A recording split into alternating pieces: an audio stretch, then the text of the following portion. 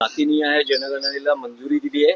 या निर्णयावरून आरोप प्रत्यारोपही सुरू झाले आहेत. काँग्रेस असं म्हणतं आहे की सगळ्यात आधी भूमिका ही आमची आहे. प्रश्न फडणवीस असं म्हणतात की जातीनिहाय जनगणनेला काँग्रेसनं विरोध केला होता. देवेंद्र फडणवीस नक्कीच राजकारणात आहेत ना, का त्यांनी राजकारण सोडलेलं आहे.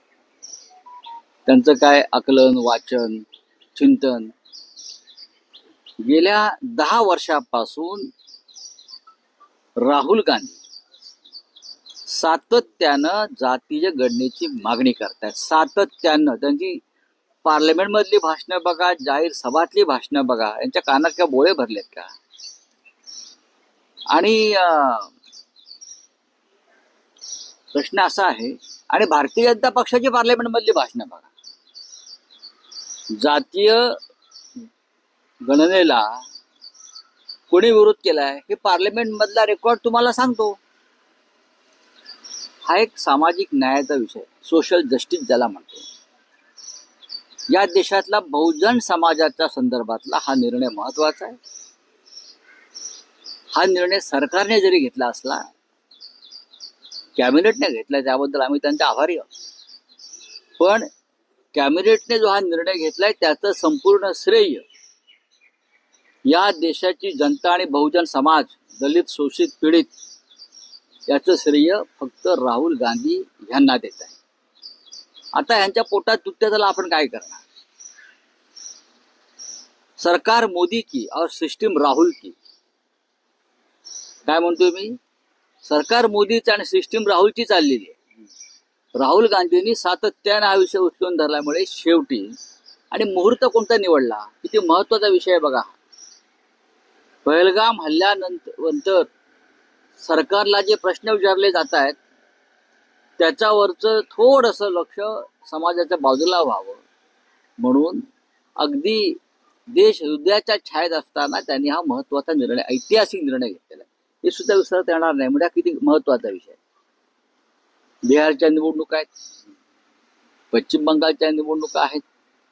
या सगळ्याचा विचार करून राहुल गांधींनी घेतलेल्या भूमिकेपुढे सरकारला शेवटी गुडघे टेकावे लागले. कारण हे प्रकरण समाजाच्या तळागाळापर्यंत पोहोचलं. राहुल गांधींचं, देवेंद्र फडणवीस काय म्हणतात त्याच्यावरती निर्णय होत नाही. मग देवेंद्र फडणवीस म्हणतायत एवढं त्यांचं ऐकलं जात आहे. मग ते 27 आमचे जे लोक मारले गेले त्या संदर्भात त्यांनी बोलावं ना.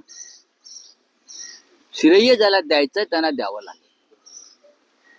अपयश ज्यांच्या पदरात टाकायचं आहे ते टाकावं लागेल. त्याला राजकारण म्हणतात, आणि स्वच्छ राजकारण म्हणतात. जातनिहाय जनगणनेचा विषय हा राहुल गांधी यांनी उचलला.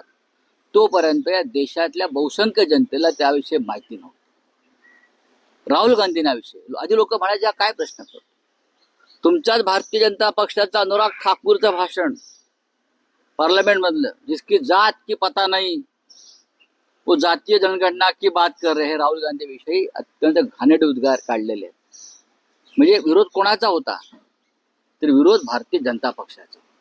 पण आता कॅबिनेटने निर्णय घेतलाय, आम्ही त्याचं स्वागत करतो आणि राहुल गांधींचं अभिनंदन करतो.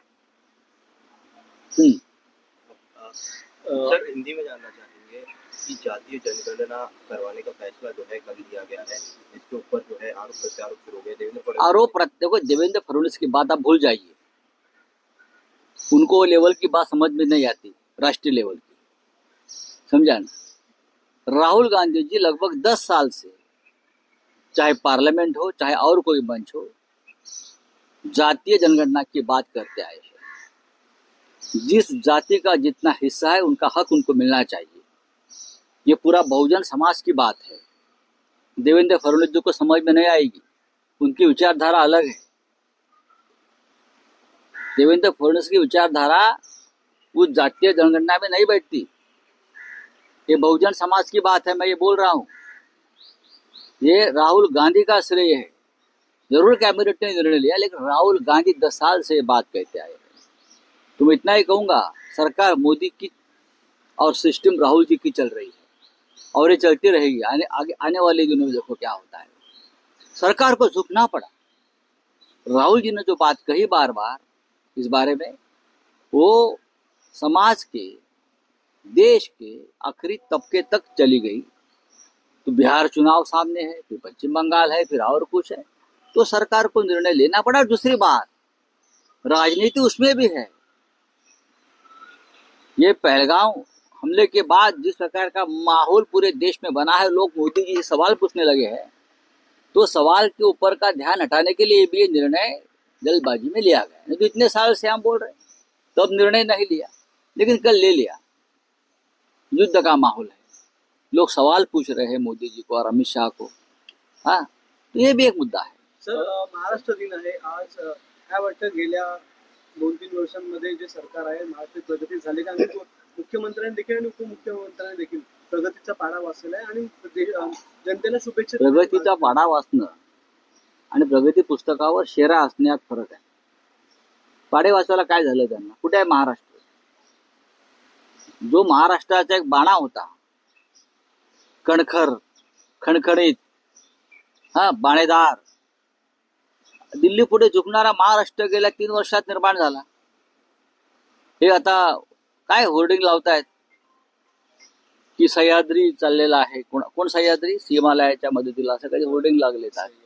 हिमालय कोण? हिमालय कोण? हिमालय दिल्लीमध्ये उरलाय का? आणि महाराष्ट्रात सह्याद्री कोण? हे जे सरकार, हे एक मुख्यमंत्री आणि 2 डेप्युटी सीएम जे आहेत, ही महाराष्ट्राला आलेली टेंगुळ आहेत, बरं का? एक टेकाड आहे आणि 2 टेंगुळ आहेत. मुख्यमंत्री टेकाड आहे आणि 2 डेप्युटी सीएम टेंगुळ आहेत. हे सह्याद्रीची उपमा स्वतःशी करतायत, म्हणजे हास्यास्पद आहे. हा यशवंतराव चव्हाणांपासून जे महान लोक होऊन गेले, जे सह्याद्री म्हणून आम्ही त्यांना हिमालयाच्या मदतीला त्यांची तुलना करता तुम्ही. अरे कुठे माननीय बाळासाहेब ठाकरे, कुठे माननीय शरद पवार जे देशाचे रक्षा मंत्री होते, कुठे वसंतदादा पाटील, वसंतराव नाईक, काय लेवल त्यांची बाई. आणि सह्याद्रीच्या, अरे काय तुम्ही कोण? टेंगुळ आहेत, टेंगुळ. ही टेंगुळ आता खाली जातील. राऊतसाहेब, मुख्यमंत्र्यांनी 100 दिवसांचं प्रगती पुस्तक जाहीर केलेलं आहे. ट्रम्पने पण जाहीर केलं, ज्यात महिला व बाल विकास तिथे अमेरिकेत ट्रम्पने पण 100 दिवसाचा कार्यक्रम त्याचं जे काय जाहीर केलंय, त्यात काय तुम्हाला माहिती आहे, असे जाहीर होतात. महाराष्ट्र किती कमजोर झालाय या काळामध्ये, याचा एक तुम्ही श्वेतपत्रिका काढा. आपापसातल्या झगड्यामध्ये, संघर्षामध्ये महाराष्ट्र किती कमजोर झालाय. 106 हुतात्म्यांना पुष्पचक्र वाहण्याची तुमचा अधिकारच नाही. मी लायकी हा शब्द वापरणार नाही, तुमचा अधिकारच नाही. हा 106 हुतात्म्यांच्या स्वप्नातला महाराष्ट्र 3 वर्षात खतम करून टाकला यांनी. हा महाराष्ट्र दिल्ली पुढे झुकणारा आणि व्यापाऱ्यांना विकला गेलेला हा महाराष्ट्र निर्माण केला. चला राऊतसाहेब, पंतप्रधान आज मुंबईत आहेत.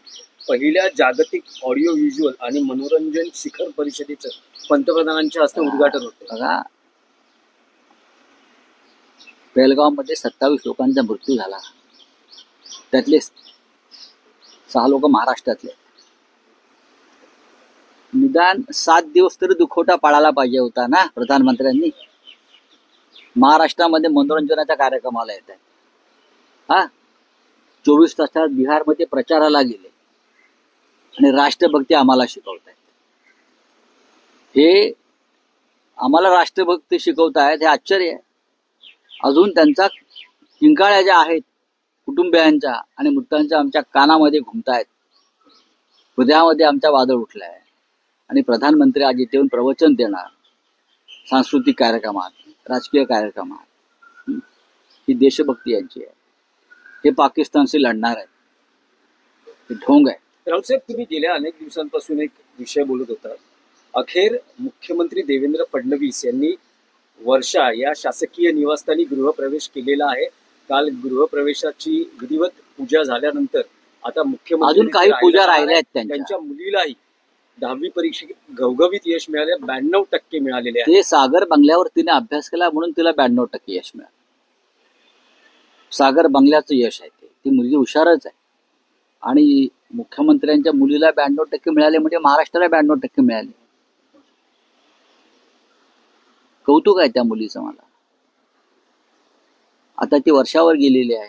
ते लोक सगळे काल त्यांनी पूजा अर्चा केलेली आहे. मी त्यांना शुभेच्छा देतो. मला आशा आहे की त्यांनी जमिनीत पुरलेली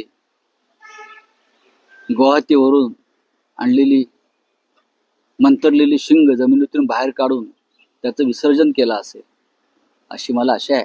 आणि त्याला तिकडे शांतपणे झोप लागो, त्यांच्या जीवनामध्ये सुख शांती आरोग्य नांदो अशी मी त्यांना अपेक्षा व्यक्त करतो. आमचे एकेकाळचे सहकारी आणि मित्र आहेत ते, त्याच्यामुळे त्यांना मी सुयच चिंतितो नवीन वास्तूमध्ये. पण ती शिंग नक्की निघालेत का त्यातून ते पाहावं लागेल. माझ्याकडे जास्त माहिती आहे. पण ते राहतील म्हणजे गृहप्रवेश झालेला आहे. माझ्याकडे मी आता 4 दिवसापूर्वी गुवाहाटीमध्ये होतो. मी 4 दिवसापूर्वी माझ्या काही संसदीय कामासाठी गुवाहाटीमध्ये होतो आणि मी त्या दिवसभर त्या अमावस्येच्या दिवशी मी मंदिरात जाऊन अनेकांशी चर्चा केली. मी एक पत्रकार आहे आणि मला जी तिकडे माहिती मिळाली ती फार धक्कादायक आहे. त्याच्यामुळे मला त्या शिंगांची अजूनही भीती वाटते. नाही, माहिती धक्कादायक आहे असं म्हणतात म्हणजे नेमकं काय? योग्य वेळी काय मला महाराष्ट्राच्या काही पाऊल खुणा तिथे आहेत का? तुम्ही माझा परिसंवाद एकदा ठेवा या विषयावर, वार्तालाप ठेवा आणि म्हणजे तुम्हाला मी गुवाहाटी ते वर्षा बंगला हा शिंगांचा प्रवास कसा झाला बरं का, आणि ही शिंग नक्की कोणासाठी आणि कोणत्या पद्धतीने आणली गेली हे तुम्हाला मी आज महाराष्ट्र दिन आहे, आज आपण शुभ बोललं पाहिजे. शुभ बोललं पाहिजे म्हणून एक प्रश्न विचारतो की काल शरद पवार यांनी असं म्हटलेलं आहे की राज ठाकरे आणि उद्धव ठाकरे एकत्र आले तर चांगलं आहे. शरद पवारांच्या तोंडात साखर पडो, त्यांच्या भावना आम्ही समजून घेतल्या सगळ्यांनी. एकेकाळी राज ठाकरे यांनी त्यांच्याबरोबर सुद्धा युती करण्याचा प्रयत्न केला होता, बरोबर ना. पण या भावना आहेत, त्या भावना आमच्यापर्यंत पोहोचलेल्या आहेत. स्वतः माननीय उद्धव ठाकरे हे या विषयावर अत्यंत सकारात्मक आहे. आणि माननीय उद्धवजींचा हा सकारात्मक विचार महाराष्ट्राचं राजकारण भविष्यामध्ये पूर्णपणे बदलून टाकल्याशिवाय राहणार नाही. तुम्ही म्हणालात उद्धव ठाकरे सकारात्मक आहेत, तर मग पाऊल कधी पडणार? कारण राज ठाकरे हे मुंबईत आलेले आहेत. उद्धव ठाकरे 4 तारखेला येणार आहेत. तुम्ही वारंवार म्हणतात की सकारात्मक आहेत, तर पाऊल कधी पडेल? कारण आता थेट अशी वेळ आलेली आहे की दोन्ही बाजूचे समर्थक, अगदी शिवसेनेचे समर्थकही शिवसेना भवनाच्या प्रवेशद्वारापर्यंत येतात आणि राज ठाकरे उद्धव ठाकरे यांनी एकत्र यावं असे पोस्टर्स झळकवत आहेत. झळकवू द्या, आम्ही पाहिले पोस्टर्स, त्यात नवीन काय पाहू ना, आम्ही योग्य वेळी बघू. चला बोले आपका क्या बेटा. प्रधानमंत्री आज मुंबई में है, एक तरफ जो है कश्मीर में हमला हुआ है, प्रधानमंत्री ने आज भी देश में शोक का माहौल है. महाराष्ट्र में भी शोक है, महाराष्ट्र में भी 6 लोग मारे गए. तो हमें लगा 6-7 दिन तक प्रधानमंत्री शोक में डूबे रहेंगे. देश पर हमला है, हिंदुओं पर हमला है. आज भी हमारे कानों में वो परिवारों का आक्रोश गूंज रहा है, वो खून के धब्बे हमारे आंख में है. लेकिन प्रधानमंत्री तुरंत बिहार में प्रचार को गए और आज मुंबई में एक सांस्कृतिक कार्यक्रम को आ रहे हैं. और ये बीजेपी के लोग हमें देशभक्ति के पाठ पढ़ा रहे हैं. ये 4 दिन नहीं रुक सकते. आज भाषण देंगे पहलगाम के ऊपर. आज बड़ा भाषण हमको सुनना है. चलिए, थैंक यू.